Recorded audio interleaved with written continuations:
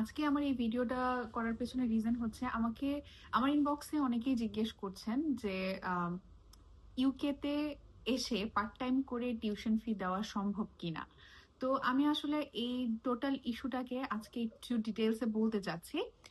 ইউকেতে এসে আমার মতে বা অন্যান্য যারা ইন্টারন্যাশনাল স্টুডেন্ট আছে আমি জানি সবার মধ্যে ইউকেতে এসে পার্ট টাইম করে আপনার টিউশন ফি দেওয়া সম্ভব না। কেননা তার একটা ব্রেকডাউন আমি আজকে করে দিচ্ছি।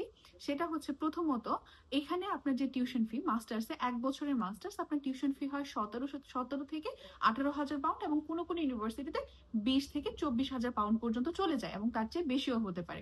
আমি একটা মিডিল রেঞ্জের ইউনিভার্সিটি নিয়ে কথা বলবো, যেখানে আপনার টিউশন ফি 17 থেকে 18,000 পাউন্ড। তো ইউকেতে যে জিনিসটা হয়, আপনার এই দেশে আসার আগে আপনাকে মোর দেন 50% টিউশন ফি পে করে আসতে হবে, যেটা হচ্ছে ইউকে বিভিন্ন ইউনিভার্সিটিগুলোর রিকোয়ারমেন্ট।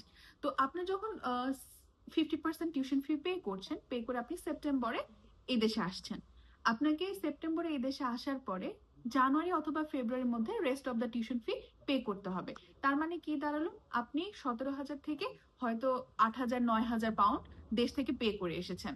এখানে আসার পরে within 3 to 4 months you have to pay 6 to 7,000 pound more. তো এখন যদি আমি বলি, এখানে পার্ট টাইম জবের যে ফ্যাসিলিটিস খুবই কম, এবং খুবই কম্পিটিটিভ, এবং খুবই ক্রাইসিস।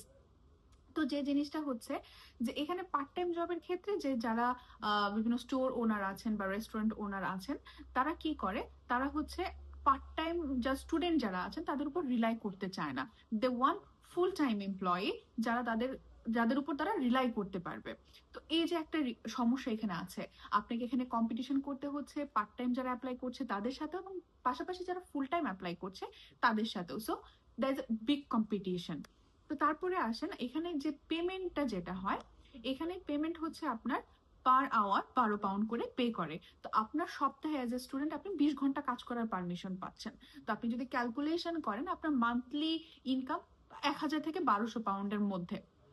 তো আপনি যখন 1200 পাউন্ড, 1,000 থেকে 1200 পাউন্ড আর্ন করছেন, এখানে আপনার যে জিনিসটা হচ্ছে, আহ, আপনার থাকতে খেতে বা লিভিং এক্সপেন্সেস, যেটা ট্রান্সপোর্টেশন বা লিভিং এক্সপেন্সেস সবকিছু মিলে আমার আপনার 700 থেকে 800 পাউন্ড চলে যাচ্ছে। আপনার সেভিংস থাকছে কত, 200 থেকে 300 পাউন্ড পার মান্থ, অথবা নাও থাকতে পারে।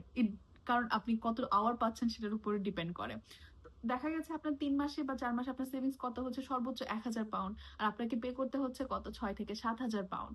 So it's not possible. আর আপনি যদি চিন্তা করেন যে আপনি সেপ্টেম্বরে আসছেন, আপনি অক্টোবর থেকে কাজ শুরু করছেন, ইটস নট পসিবল। আপনার যদি রেফারেন্স থাকে, আপনার যদি ইউকেতে কেউ পরিচিত থাকে, দ্যাটস